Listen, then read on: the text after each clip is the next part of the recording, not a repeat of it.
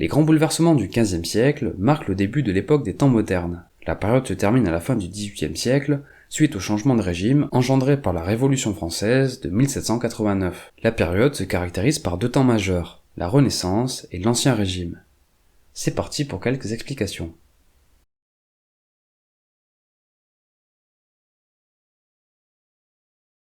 Les changements politiques, culturels et technologiques survenant au XVe siècle transforment progressivement la société. Cette période de transition porte le nom de Renaissance. D'un point de vue géopolitique, on dénombre plusieurs événements marquants. En 1453, l'Empire byzantin s'effondre suite à la prise de Constantinople par les Turcs. La même année, les hostilités liées à la guerre de Cent Ans prennent fin. En Espagne, la prise de Grenade en 1492 marque la fin de la Reconquista. Dès 1494, la France s'engage dans les guerres d'Italie. Selon la périodisation à la française, l'avènement du roi François Ier en 1515 marque le début des temps modernes. Quoi qu'il en soit, la révolution de grands conflits géopolitiques provoque un renouveau architectural. L'homme abandonne la construction de châteaux fortifiés au profit de châteaux-palais. L'esthétique est préférée à l'aspect défensif. La Renaissance est aussi la redécouverte et l'appropriation de la culture antique. On observe un renouveau artistique comme le démontrent les travaux de Michel-Ange. Léonard de Vinci est également une figure emblématique de la Renaissance. On lui doit entre autres l'Homme de Vitruve ou la Joconde. En littérature, Montaigne et Rabelais sont de célèbres humanistes français associés à cette époque. En parallèle, l'exploration maritime prend de l'ampleur entre la fin du XVe siècle et le milieu du XVIe et engendre de grandes découvertes. En 1492, Christophe Colomb découvre l'Amérique. En 1497, Vasco de Gama trouve une nouvelle route maritime en atteignant l'Inde en passant par le cap de Bonne-Espérance. En 1521, Magellan et son équipage bouclent le tour du monde à la voile.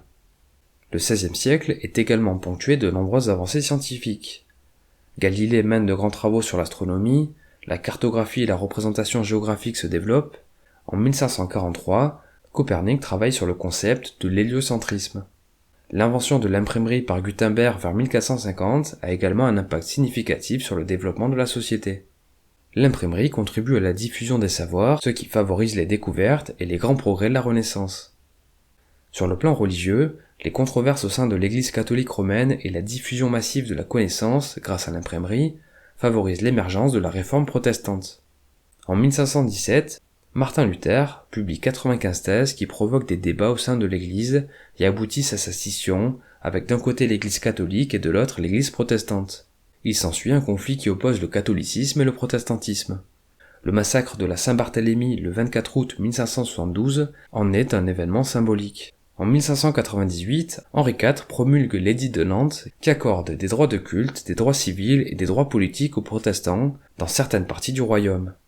Les bouleversements de la Renaissance engendrent aussi le déclin de la féodalité et l'émergence d'un nouvel ordre politique, en particulier en France, l'absolutisme monarchique. La monarchie absolue est un système politique dans lequel le pouvoir, législatif, judiciaire, exécutif, est concentré entre les mains d'un souverain. L'absolutisme connaît son apogée sous le règne de Louis XIV. Ce dernier met en place une monarchie absolue de droit divin. Le pouvoir du roi est légitimé par la volonté de Dieu. Le souverain détient un pouvoir suprême. Le château de Versailles devient le lieu de résidence emblématique des rois de France. On peut noter que durant l'Ancien Régime, la société est divisée en trois ordres, le clergé, la noblesse et le tiers-état. Le tiers-état, qui représente la très grande majorité de la population, est défavorisé en ressources et en droits. En parallèle, on peut aussi noter que la traite négrière et le commerce d'êtres humains s'accroissent de 1670 à 1750. Leur essor est un facteur d'enrichissement pour la monarchie. Les écrivains tels que Jean de La Fontaine ou les Lumières contribuent à mettre en évidence les inégalités du système. Sous l'Ancien Régime, un mouvement intellectuel d'ampleur est lancé et porte le nom de siècle des Lumières. Son but est de promouvoir les connaissances, il s'oppose à la superstition, à l'intolérance et aux abus des églises et des États. Voici quelques œuvres emblématiques de la période.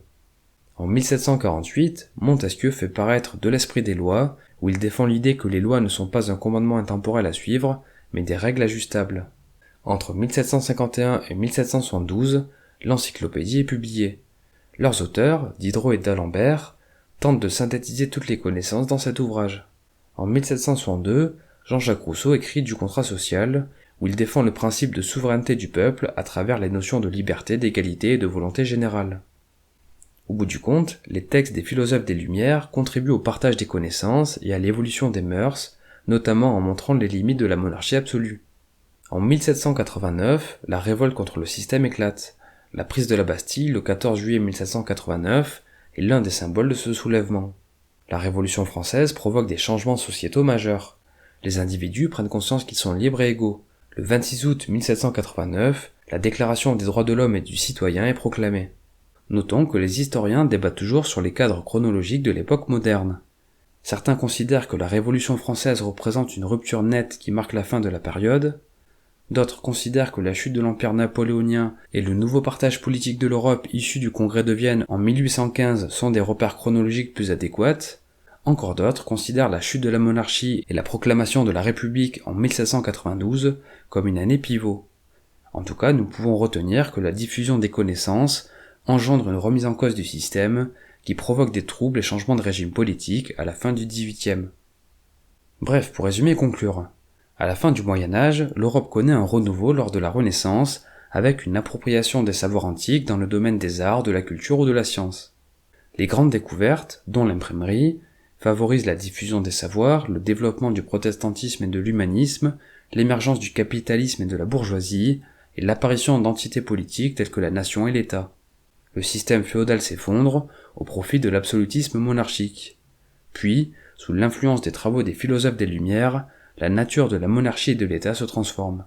L'époque moderne se termine à la fin du XVIIIe siècle suite aux conséquences de révoltes contre le système, comme la Révolution française de 1789. Merci pour votre attention, j'espère que ce résumé vous a plu. Si c'est le cas, je vous invite à le partager, à me faire part de vos questions, remarques et suggestions dans les commentaires.